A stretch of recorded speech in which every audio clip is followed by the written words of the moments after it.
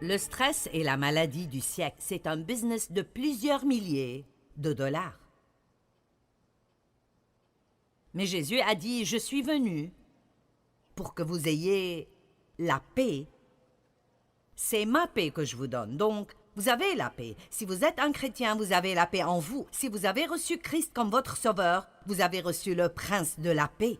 Il vit en vous. La paix est en vous. J'ai donné un exemple la nuit dernière sur comment, s'il y a une tempête, la couche à la surface d'une masse d'eau aura des vagues, des ondes et du mouvement. Elle n'est pas douce et calme, mais très en profondeur. Cette eau est toujours aussi calme qu'elle puisse l'être. Et si nous nous regardons comme cela, il y a toujours quelque chose qui souffle à la surface de nos vies. Mais la paix est définie comme étant un cœur calme, et donc, quoi qu'il arrive dans nos circonstances, nous pouvons maintenir un cœur calme. Maintenant, je vais juste dire que je crois que c'est plus facile pour certains que pour d'autres. Ah, je voudrais dire que ce n'est pas juste, mais de toute façon, Dieu nous crée tous différemment et nous devons tous apprendre comment... Il y a quelque chose qui est difficile pour tout le monde. Donc, pour mon mari, c'est très facile d'oublier ses soucis et de ne pas s'inquiéter, et alors il a été une image parfaite de paix à travers nos 48 ans de mariage. Moi, en contrepartie, j'étais accrochée désespérément à propos de quoi que ce soit tout le temps. Donc, ça n'a pas été aussi facile pour moi, mais j'ai appris comment être en paix. Et je peux vous dire que je suis plus en paix maintenant que je ne l'ai été de ma vie entière, alors que j'ai plus de responsabilités que je n'en ai eu de ma vie. Et alors, si je peux apprendre à être en paix, vous pouvez apprendre à être en paix. J'ai dit que si je peux apprendre à être en paix, vous pouvez apprendre à être en paix. Maintenant,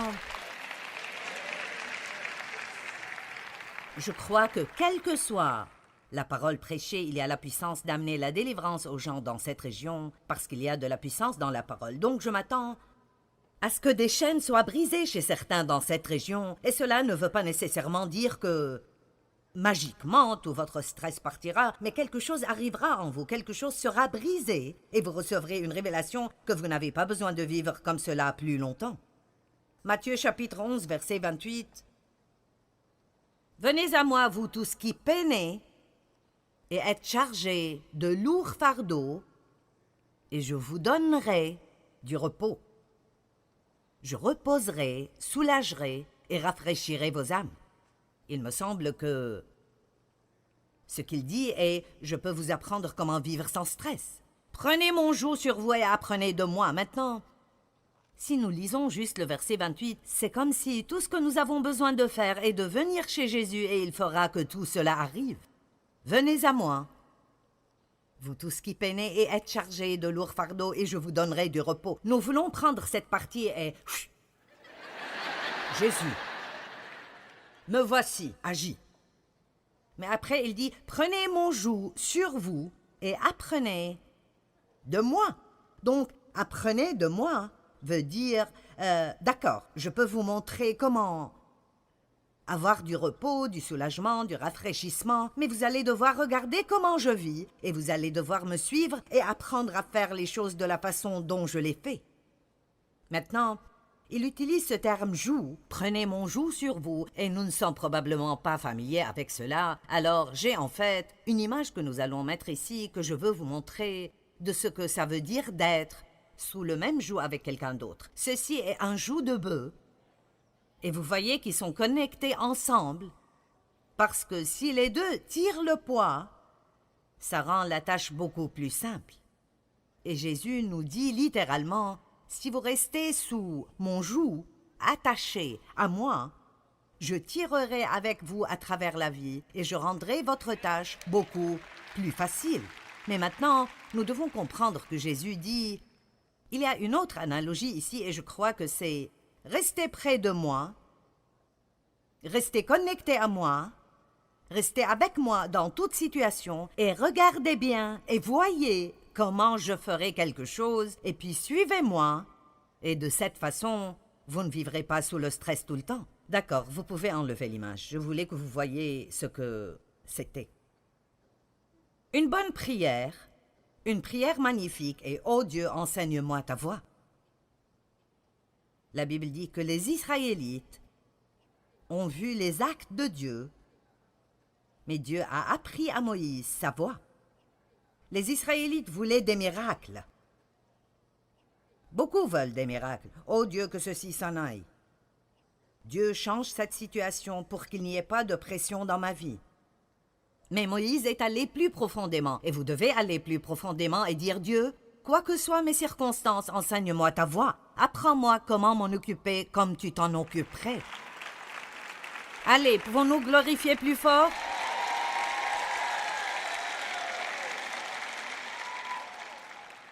J'ai dit la nuit dernière que j'ai passé une grande partie de ma vie à essayer de changer les gens. Si je n'aimais pas ce que Dave faisait, j'essayais de changer Dave.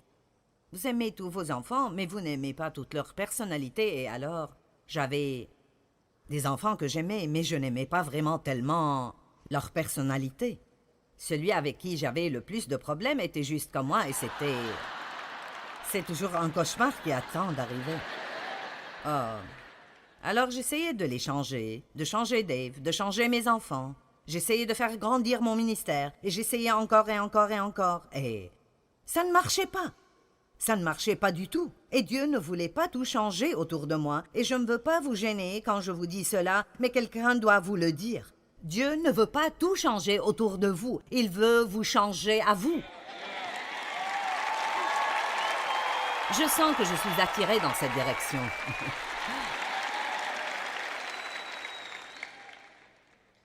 Mince, si nous pouvions juste comprendre ceci. Dieu ne veut pas changer toutes mes circonstances pour qu'elles m'aillent bien tout le temps, et la vie est douce et bonne. Il veut me changer à moi. Jésus a dit « Suivez-moi ». Il ne voulait pas dire « Suivez-moi et laissez-moi rendre votre vie merveilleuse ». Il voulait dire « Regardez-moi et apprenez comment faire ce que je fais ». Maintenant, avant que je n'aille plus loin avec ce merveilleux message, Dieu a inséré quelque chose dedans ce matin que je crois est juste, comme une parole de Dieu pour certains aujourd'hui. Et Dieu m'a mis cela sur le cœur quand je m'asseyais ici ce matin pendant la louange, et j'ai réalisé que je devais ajouter cela à mon enseignement.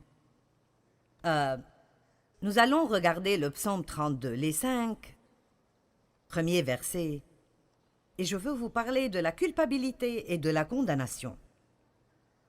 Je sens que Dieu veut que je vous parle de la culpabilité et de la condamnation parce qu'il y a des personnes ici aujourd'hui qui sont exactement comme je l'étais. Vous vous sentez littéralement coupable, et cela presque tout le temps.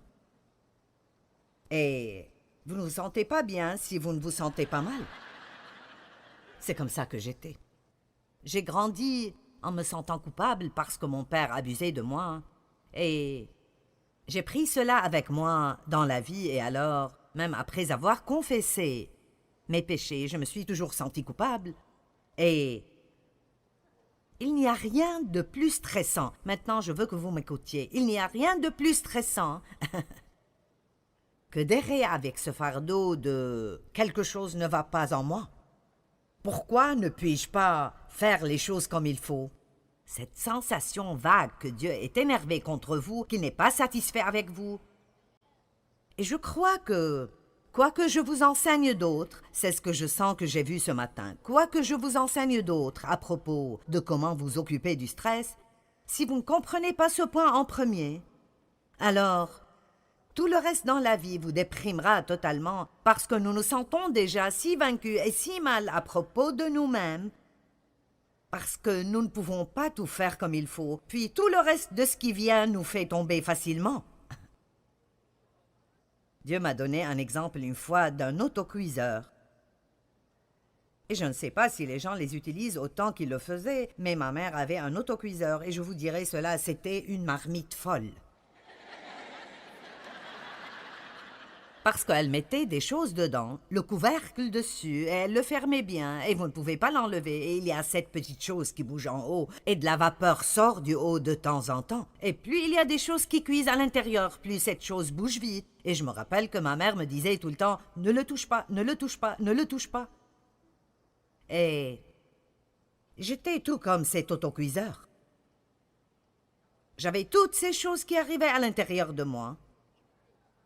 Et qu'importe combien je paraissais spirituelle, ou combien de fois par semaine j'allais à l'église, j'avais toujours toutes ces choses qui arrivaient en moi. Qu'est-ce qui ne va pas en moi? Pourquoi je ne peux rien faire comme il faut? Gna, gna, gna, gna. Est-ce que quelqu'un sait de quoi je parle? Vous paraissez trop innocent à mes yeux.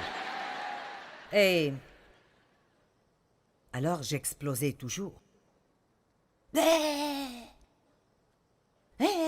Je m'accordais avec tout le monde jusqu'à ce que quelqu'un rentre et puis j'étais... Combien d'entre vous savent de quoi je parle? Je pouvais juste exploser à cause des choses les plus simples parce que je me sentais stressée tout le temps. Et je pensais que c'était mes circonstances. Mais honnêtement, une grande majorité de cela était ce qui arrivait en moi. Donc, si quelqu'un me touchait de n'importe quelle façon ou une circonstance me touchait, j'explosais comme cet autocuiseur. Et je veux juste vous dire que ceci doit changer avant que nous n'allions plus loin. Et je ne veux pas que vous partiez d'ici aujourd'hui et que vous continuiez à répéter la même chose encore et encore et encore. Laissez-moi vous dire quelque chose. Vous êtes des êtres humains imparfaits, et moi aussi. Et c'est exactement pour cela que Jésus est venu pour nous. Et il n'y a personne entre nous ici qui fera un jour tout comme il faut, même pas pour un jour. Même pas pour un jour. Nous avons tous péché en chemin vers la réunion ce matin.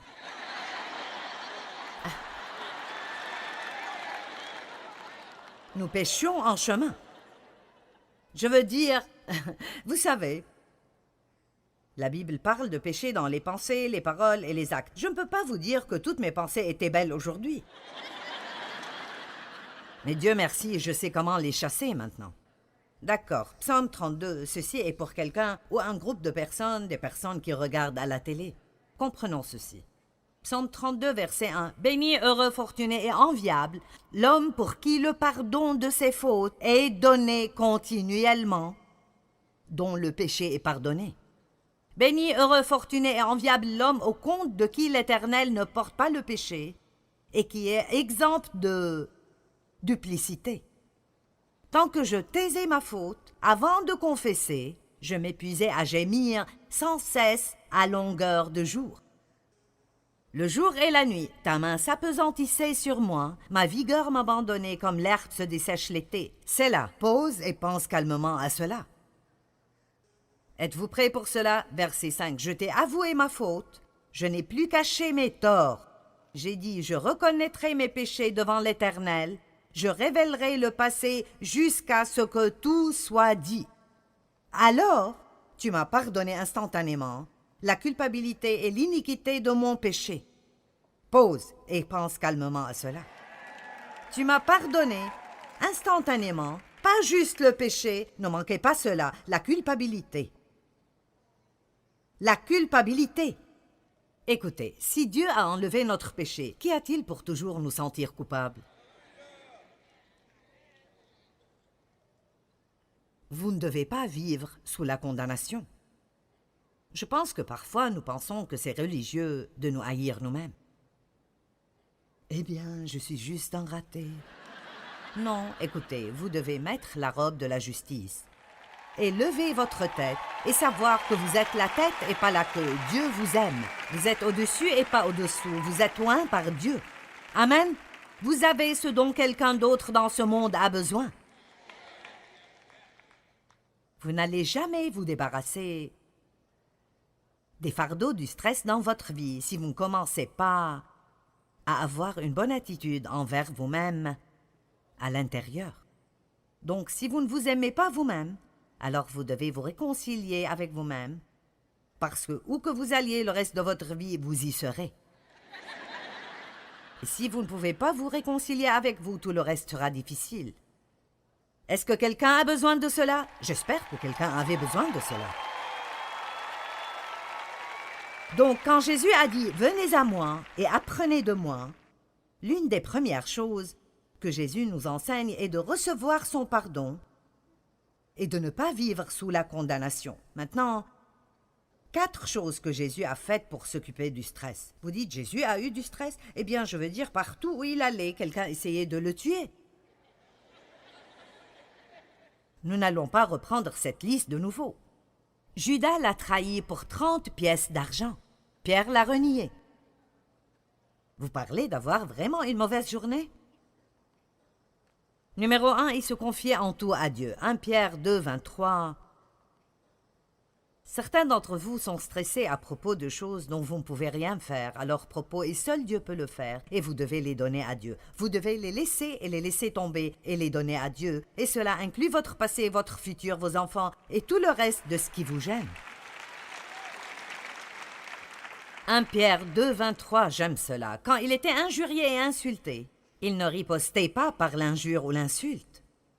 Quand on le faisait souffrir, il ne dit aucune menace de vengeance, mais il remettait sa cause lui-même et tout le reste entre les mains du juste juge. J'aime ce verset, je l'ai sur le mur de mon bureau, pour me rappeler de faire confiance en Dieu dans tout, les petites choses, les grandes choses, et lui faire confiance dans ce qui arrive avec moi. Ce que je reçois, Dieu, dépend de toi. Si je ne le reçois pas, tu as une raison. Si quelqu'un me maltraite, alors je ne perdrai pas ma vie à le haïr, je te ferai confiance. Vous devez apprendre à faire confiance en Dieu dans toutes petites choses parce qu'en fait, la confiance est la réponse à toute frustration. La deuxième chose que Jésus a faite est de prier. Il allait toujours, en quelque sorte, loin de la foule pour prier. Il se levait tôt pour prier. Parfois, il priait toute la nuit. Et je ne vais pas prendre le temps de me tourner vers ces versets, mais quand il était à Gethsémani, à se préparer pour ce qui allait être le temps le plus difficile de sa vie ou de celle de qui que ce soit, il a demandé à ses disciples de prier avec lui. Et nous savons par la lecture des évangiles qu'ils se sont endormis. Il prit avec lui Pierre et les 2 fils de Zébédée. Il commença à être envahi de tristesse et d'angoisse. Et puis il leur dit, c'est ainsi qu'il se sentait. Vous savez, nous n'avons pas besoin de faire tout ce qu'on sent. Il leur dit, je suis accablé de tristesse à en mourir. Restez ici et veillez avec moi. Et il s'est éloigné un peu, et quand il est revenu, ils étaient endormis. Mais l'une des choses qui sont arrivées et qui l'a aidé à traverser cela était que quand il s'est éloigné d'eux, un ange est venu et l'a servi et l'a fortifié dans l'esprit. Et l'une des choses qui arrive quand nous prions est que Dieu nous fortifie. Allons maintenant. Il nous fortifie, il ne fait pas... La prière ne veut pas toujours dire que Dieu se débarrasse de ce qui nous dérange. Plusieurs fois, il choisit de nous fortifier et nous permet d'endurer avec une bonne attitude.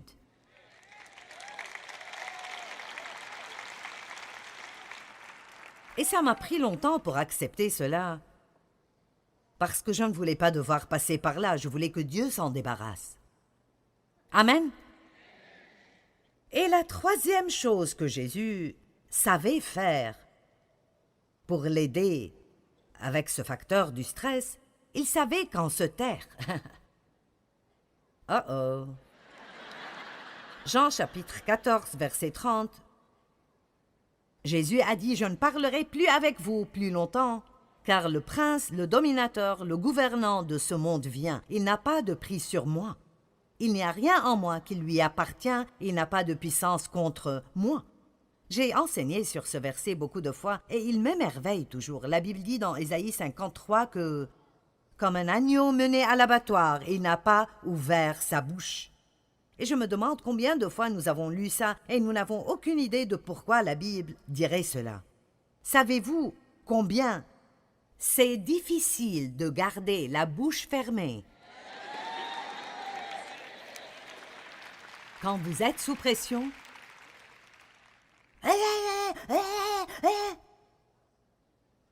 Et nous devons apprendre de cela. Allez, Jésus a dit, prenez mon joug sur vous et apprenez de moi. Donc nous regardons comment Jésus s'est occupé du moment le plus intense et stressant de sa vie. Et la Bible dit qu'il n'a pas ouvert la bouche.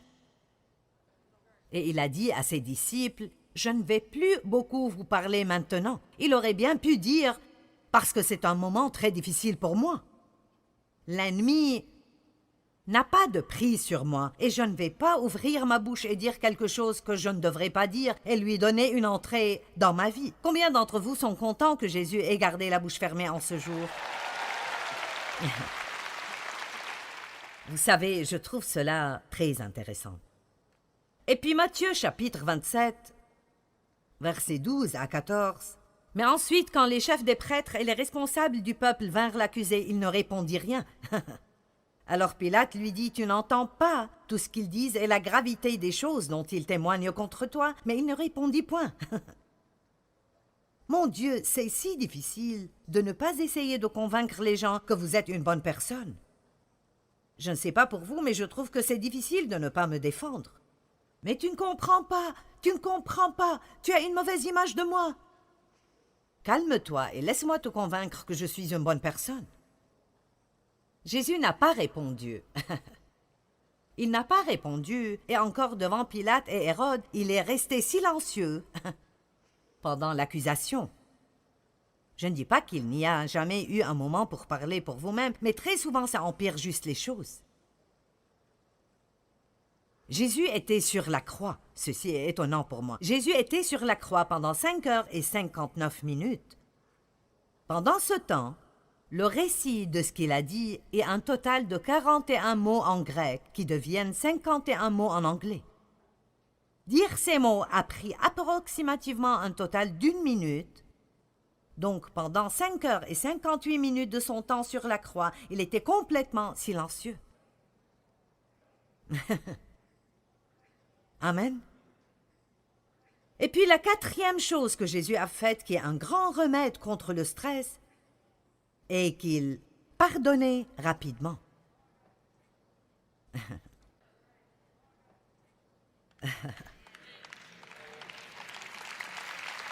D'accord, puis-je vous donner un indice? Si vous voulez avoir une vie de stress et de misère, allez-y et offensez-vous facilement.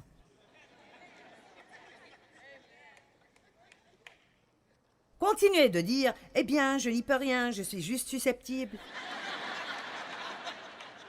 Je suis juste une personne susceptible, je suis blessée facilement. » Eh bien, arrête. Tout le monde peut facilement être blessé s'ils le veulent.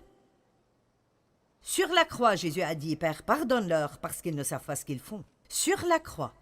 Et sûrement, s'il peut pardonner aux gens pour cela, alors nous pouvons nous occuper des choses de tous les jours qui viennent vers nous. Je ne sais pas ce que vous attendiez que je vous dise quand je vous ai dit que j'allais vous enseigner comment vous débarrasser du stress, mais ça ne fera pas une once de bien. Vous pouvez vous débarrasser de toute source, tout ce que vous pensez être la racine de votre stress, et si vous restez plein de culpabilité et vous restez énervé contre les gens, et vous vous inquiétez à propos de ce que tout le monde pense, et votre bouche travaille tout le temps, vous allez toujours être stressé, parce que le stress ne vient pas de ce qui arrive autour de nous, c'est ce qui arrive en nous. Amen? Eh bien, vous devriez être plus heureux que vous ne l'êtes, mais je vais continuer. Actes chapitre 24, 16, je veux que vous regardiez cela, je pense que c'est un bon verset. L'apôtre Paul a dit cela. Il a dit, « C'est pourquoi je m'applique sans cesse et je me discipline en mortifiant mon corps, en tuant mes affections charnelles, mes appétits du corps et les désirs du monde, en m'efforçant dans tout aspect pour garder une conscience pure, irréprochable, sans blâme, sans offense devant Dieu et devant les hommes. » J'aime cela. Paul a dit, « J'ai travaillé sur cela. » Ce n'est pas une chose qui vous tombe dessus, c'est une chose que vous devrez vous lever et faire exprès chaque jour. Chaque jour, je vais devoir dire non à ma chair. Chaque jour, je vais devoir me discipliner. Je pense que nous devrions tous juste avoir un but. Soyons tous d'accord pour avoir un but. Unissons-nous tous et voyons si nous pouvons donner à Satan une crise de nerfs.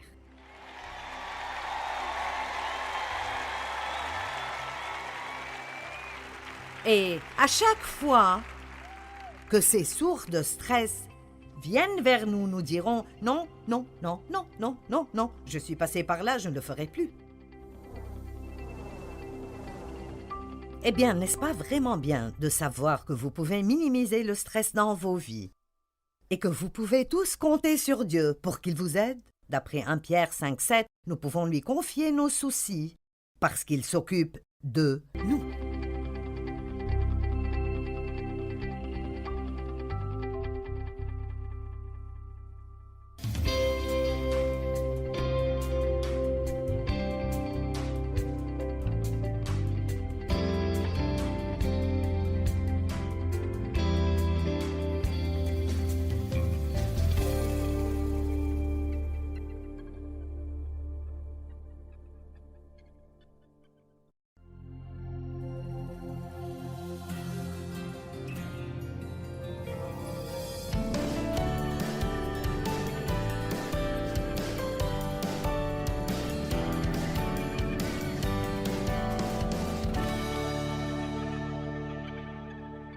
Laissez-moi vous poser une question. Combien d'entre vous sont trop occupés?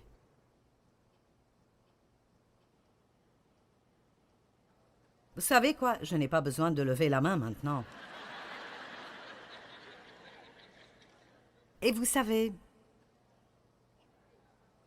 le ministère est plus grand qu'il ne l'a jamais été, et il grandit tout le temps. Et je travaille moins qu'avant, parce que je travaille plus intelligemment, pas plus durement.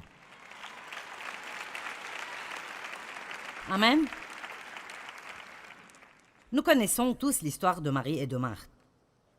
Marthe travaillait, et Marie travaillait aussi jusqu'à ce que Jésus vienne, et puis elle s'est immédiatement mise à ses pieds parce que...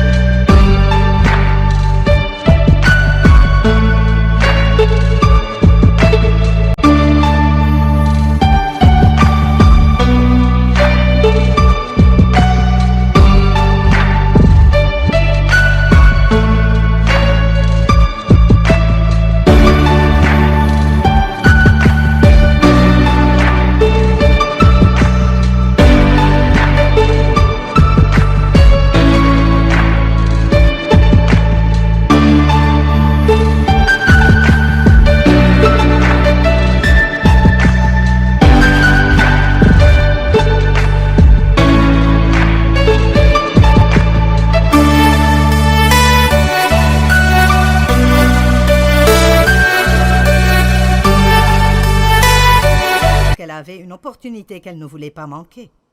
Et je me demande combien d'entre vous sont comme je l'étais, où vous êtes si attachés au travail que vous manquez les choses vraiment importantes dans la vie. Combien d'entre vous sont si occupés que vos enfants ont presque grandi et vous les connaissez à peine? Vous savez, quand vous êtes vieux, si vous n'avez pas de relation avec vos enfants, vous ne serez pas heureux. Et une relation ne commence pas juste soudainement parce que vous êtes les parents. Vous devez construire ces relations, et les relations demandent une chose, et c'est le temps.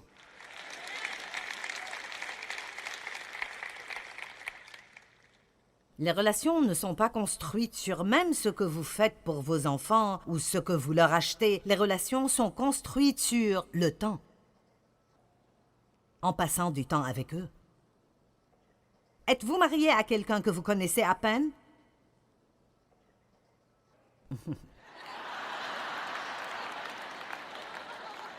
Eh bien, je me demande où ceci va.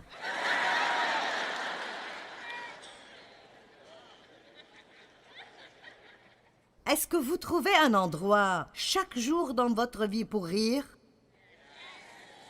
Vous le devriez. Le rire est un grand remède au stress. Il est probablement meilleur que tout médicament contre l'anxiété. Êtes-vous seul parce que vous n'avez jamais pris le temps de construire des relations de qualité?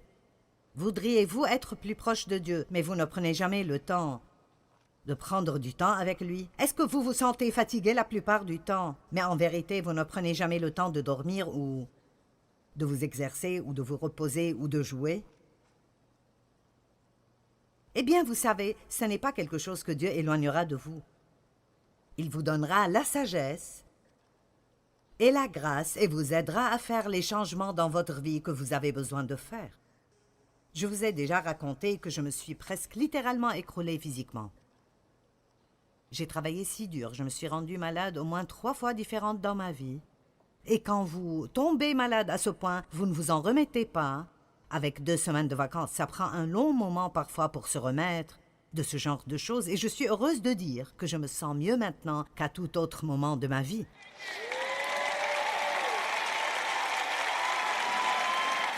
Mais ce n'est pas juste parce que j'ai prié et Dieu a tout fait partir.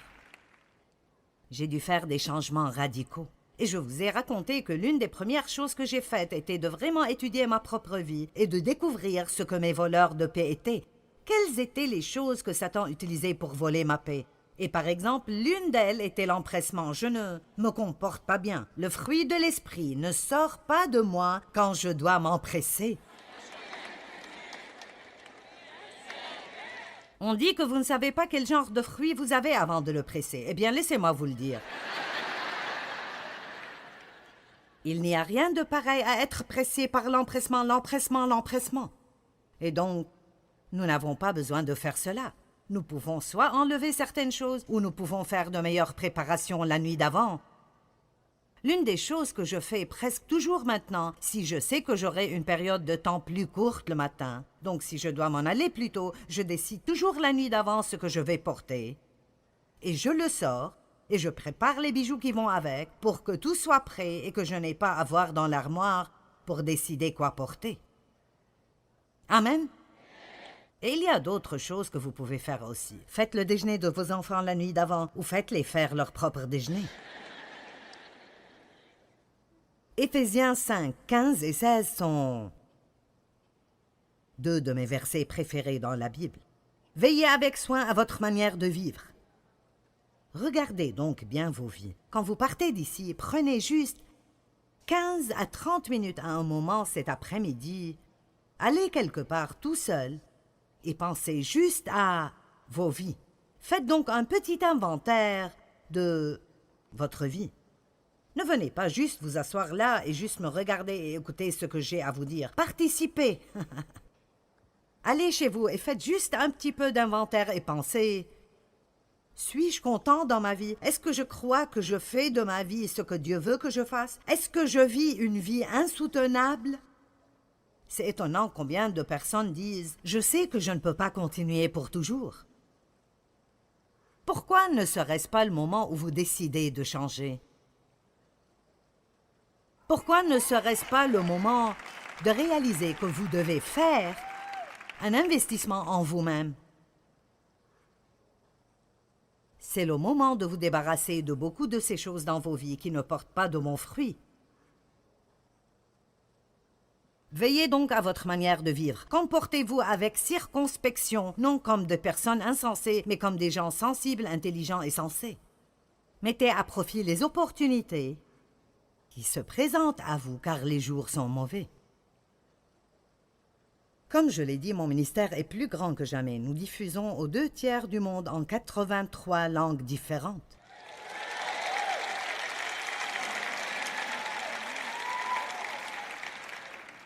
Je ne parlerai pas de tout cela, mais juste beaucoup de bonnes opportunités. Et je travaille plus intelligemment, pas plus dur, et beaucoup de personnes m'aident. Et ils ne font pas toujours tout de la façon dont je voudrais qu'ils le fassent. Mais qu'est-ce qui est meilleur? Que je les laisse me débarrasser de beaucoup de stress dans ma vie et occasionnellement que je n'aime pas ce qu'ils ont fait? Ou que j'insiste de tout faire moi-même pour que tout soit fait à ma façon? Je prends des pauses régulièrement maintenant. Je ne vais pas du travail au travail, au travail, au travail, au travail, parce que j'ai finalement découvert que n'importe combien je travaille dur, il y aura toujours du travail. Est-ce que quelqu'un est arrivé à cette conclusion? Je veux dire, peu importe combien je travaille dur, il y aura toujours du travail, donc je ferais mieux d'apprendre à ne pas avoir à travailler tout le temps. Parce que Dieu n'a pas fait ce qu'il a fait pour nous en Christ. Je veux que vous m'écoutiez. Dieu n'a pas fait ce qu'il a fait pour nous en Christ quand il a pourvu la vie qu'il nous a donnée pour que nous ne fassions rien d'autre que de travailler tout le temps. Maintenant, certains d'entre vous doivent probablement travailler un peu plus dur, mais vous savez, il y a toujours un manque d'équilibre à l'un des deux côtés. 5 façons d'enlever le stress. Apprenez la thérapie du haussement des épaules. Nous allons tous apprendre cette thérapie. Mon fils m'a acheté une nouvelle cafetière et elle fait pratiquement tout pour vous, excepté mettre le récipient là où le café doit sortir. Elle ne fait pas ça. Et elle ne met pas le filtre. Maintenant, il y a un filtre que vous pouvez laisser dedans, mais si vous voulez utiliser du papier filtre, vous devez le mettre dedans. Mais je veux dire, elle moule le café, elle fait tout. Donc j'ai récemment fait un peu de café, mais je n'ai pas mis la cafetière au bon endroit. Et j'ai laissé la salle et je suis allée autre part. Et c'était une grande cafetière. Et donc, ça va sans dire, quand je suis revenue, j'ai eu cette... Oh. Et non, je n'avais pas le temps ce matin-là de m'en occuper. Je l'ai regardé et je peux vous dire que je n'ai rien ressenti. J'ai juste fait... C'est le haussement des épaules. Amen. Maintenant, j'ai nettoyé. Je n'en avais pas envie. Mais j'ai perdu assez de ma vie en ayant de grandes colères. Est-ce que quelqu'un sait ce qu'est la colère à fond de la femme? Très bien. Je veux dire avoir une colère à fond que je ne pourrais pas contrôler. N'essayez pas de contrôler des choses que vous ne pouvez pas contrôler. Ma fille dit beaucoup « c'est ce que c'est ». Et d'habitude, quand elle le dit, elle fait ceci. Et ceci vous aidera. Allez, entraînons-nous. Vous êtes si mignon. Eh bien, Dave le fait différemment. Il dit « je ne suis pas impressionné ». Il dit toujours « si vous n'êtes pas impressionné, vous ne pouvez pas être opprimé ». Mais même quand il dit cela, il y a un langage corporel. Je ne suis pas impressionné. C'est le haussement des épaules. C'est comme « hein? Je ne m'en occuperai pas ». Maintenant, cela ne veut pas dire que vous vous en fichez, mais ça veut dire que vous déposez vos soucis. Et devinez quoi? Dieu ne peut pas s'occuper de nous et ne le fera pas avant que nous déposions nos soucis.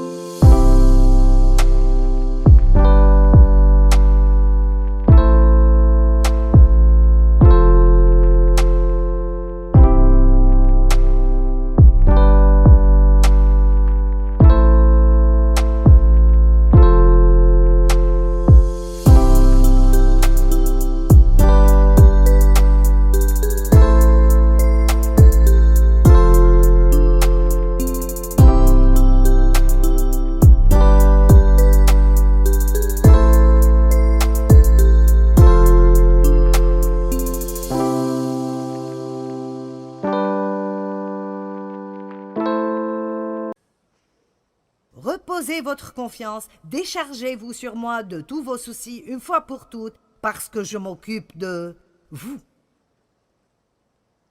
La deuxième chose que vous pouvez pratiquer est de rester dans votre zone de confort. 5 façons d'enlever le stress, hausser les épaules. Numéro 2, restez dans votre zone de confort.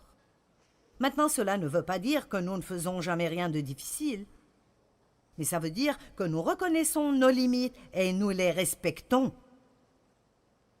En d'autres termes, arrêtez d'essayer de faire des choses que vous faites mal.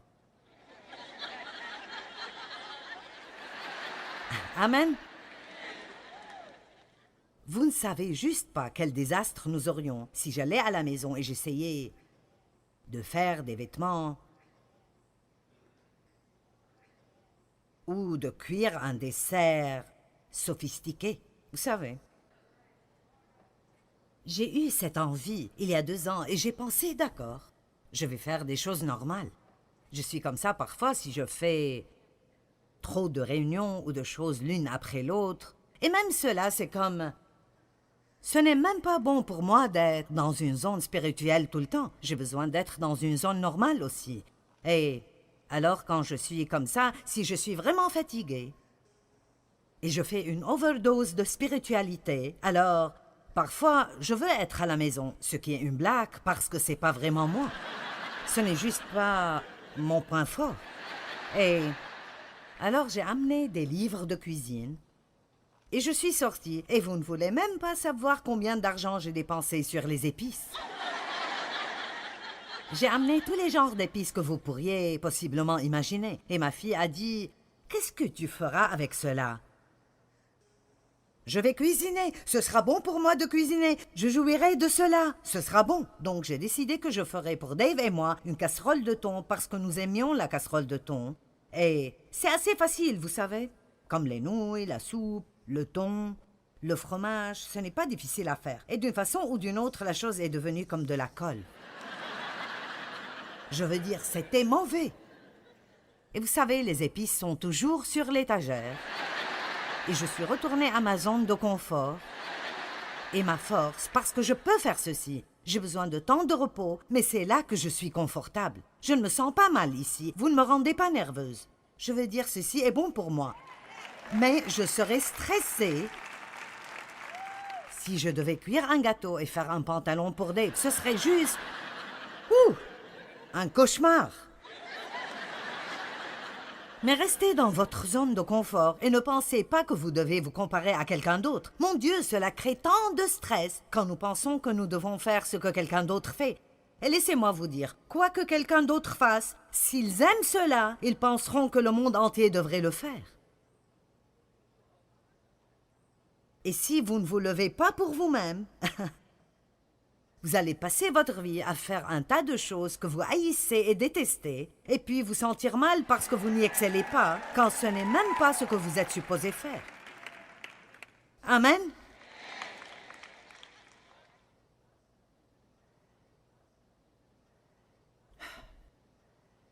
Numéro 3. Éliminez tout de votre programme qui ne porte pas de bons fruits. Vous aurez besoin d'une demi-heure de plus à passer avec vous-même. Est-ce que vous vous asseyez dans un comité qui ne fait rien d'autre que de débattre et ne prend jamais de décision? Seigneur, aie pitié. Je me souviens d'un comité d'église où j'étais une fois. Et ils débattaient et discutaient concernant la couleur pour repeindre la porte d'entrée. C'est ennuyant. Combien de temps passez-vous à faire ou à écouter des commérages?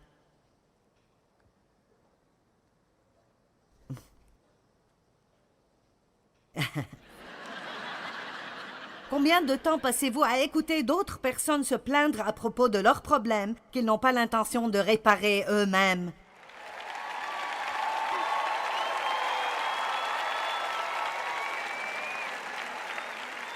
Ils ne veulent pas votre aide. Ils ne veulent pas de réponse. Si vous leur donnez une réponse, ils ne le feraient toujours pas. Combien de temps passez-vous à regarder des choses vraiment stupides à la télé? Ou peut-être juste à changer la chaîne pendant 2 heures et sans jamais rien regarder. Je sais que certains d'entre vous aiment probablement la télé-réalité. Mais je ne l'aime pas. Je vois assez de réalité, merci. Quand je regarde la télévision, je veux du fantastique. Donnez-moi un conte de fées.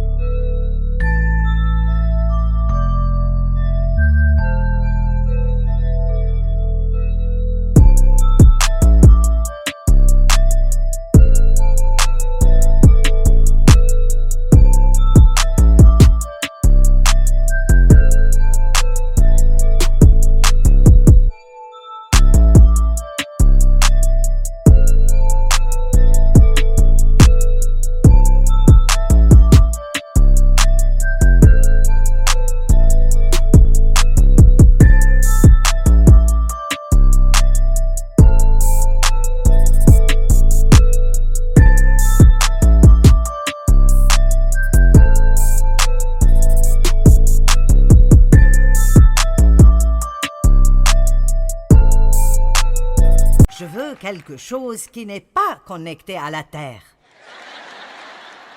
Je ne veux pas regarder une autre bagarre de famille où ils s'entretuent presque. Ça m'a pris 40 ans pour sortir de là. Pourquoi voudrais-je faire cela?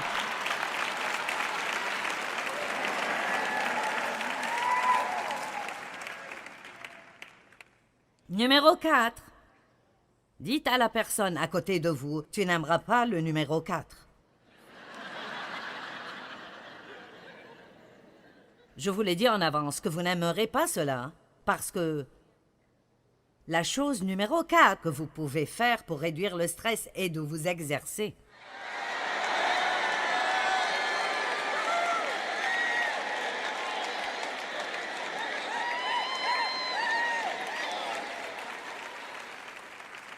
L'exercice est l'un des meilleurs remèdes pour le stress dans le monde entier.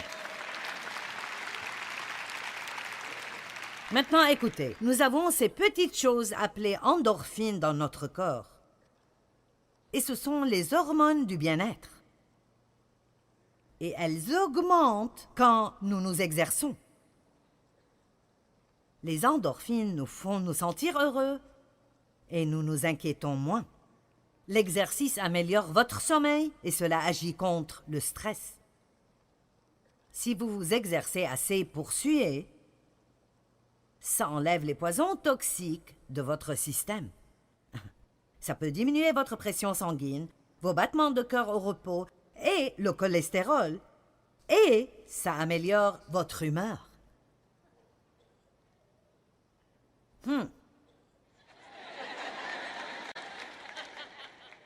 J'ai commencé à m'entraîner à la salle de gym il y a 10 ans. Maintenant, je m'exerce à la maison. Nous avons un entraîneur et 5 d'entre nous nous entraînons à la maison. 2 de nos enfants, Dave, moi, l'une de mes prues. Mais récemment, j'ai aussi ajouté la marche. Et donc maintenant, je marche 4000 chaque jour, en plus de l'entraînement. Maintenant, écoutez. Mon niveau de cholestérol est au plus bas depuis probablement 15 ans. Et je vous dis juste la vérité. Et je n'essaie pas d'imposer sur vous ce que je fais, mais, eh bien, si, je le fais. Je veux dire sincèrement, je le fais. Mais honnêtement, regardez-moi et je vous dirai quelque chose. Je ne peux pas croire l'énergie que j'ai eue de la marche. Je veux dire, ça me choque juste la quantité d'énergie que j'ai eue de la marche. Et ce n'est pas facile. Je fais des collines et ce n'est pas facile à faire, mais j'aime cela. Et je vous le dis juste.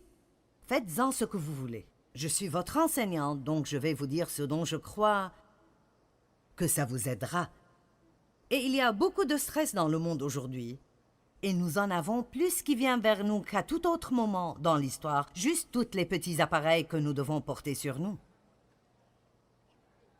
Vous savez, nous ne voulons même pas aller aux toilettes sans notre portable. Quelqu'un d'entre vous a pris son portable aux toilettes avec lui au cas où il raterait un appel? Eh bien, je l'ai fait aussi. Et le monde ne changera pas. Il continue à demander plus et plus et plus. Et l'une des choses par lesquelles vous pouvez vraiment vous aider est l'exercice régulier. Faites ce que vous voulez avec cela, je l'ai dit. Et numéro 5, prenez le temps de faire des choses dont vous jouissez. Prenez le temps de faire des choses dont vous jouissez. Prenez de petites mini-vacances, même si c'est des vacances de 10 minutes. Prenez de petites vacances. Si vous aimez avoir une tasse de café l'après-midi, alors prenez le temps de vous éloigner de tout, allez quelque part de silencieux et prenez une tasse de café. Si vous aimez avoir une pédicure, alors voyez où vous pouvez en avoir une fois par mois. Allez, faites cela, vous valez 30 $ ou 35 ou quoi que ça coûte pour faire ça. Regardez des choses qui sont belles. Sortez dans la nature et prenez le temps de contempler. Respirez. Et relaxez-vous, en fait, exprès. Maintenant, je veux juste vous donner un peu de cela et puis je terminerai. Aujourd'hui, nous avons le problème de l'excès de choix. L'une des choses qui crée tant de stress est qu'il y a tant de variétés de tout que personne ne peut prendre une décision.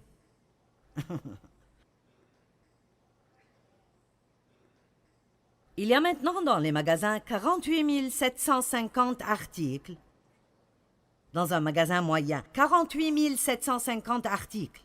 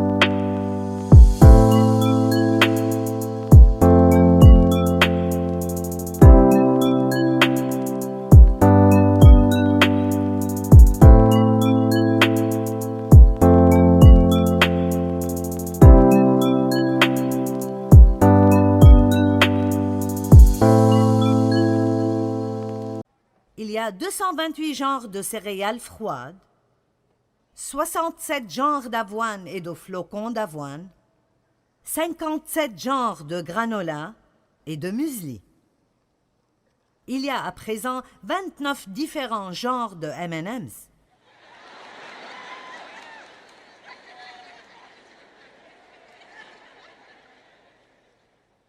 Et j'ai vu cela dans un pub à la télé. Une femme a envoyé son mari pour amener une boîte d'haricots. Vous l'avez vu? 17 genres de cette marque unique d'haricots. Haricots cuits avec de la sauce barbecue ou avec du lard ou sans lard. Et vous savez, c'est... J'ai plus d'habits que je n'en ai eu de ma vie entière. Comment puis-je regarder dans mon armoire et ne pas savoir quoi mettre? Quand j'étais adolescente, je n'avais pas de problème. J'avais 8 ensembles dans mon armoire. Le lundi jaune, le mardi bleu, le mercredi vert, le jeudi autre chose. Même chose pour les chaussures, je n'avais que 2 paires. Pas difficile de choisir quoi regarder à la télé quand nous avions 3 chaînes. Mais maintenant que j'en ai 500, je ne trouve rien à regarder. Ah.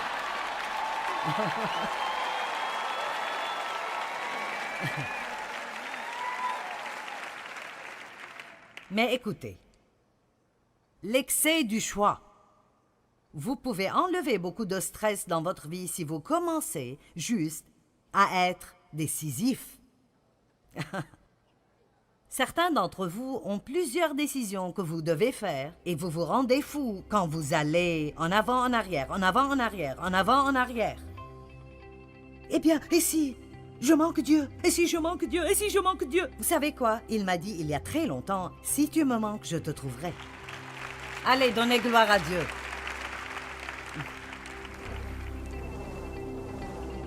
Eh bien, n'est-ce pas vraiment bien de savoir que vous pouvez minimiser le stress dans vos vies et que vous pouvez tous compter sur Dieu pour qu'il vous aide?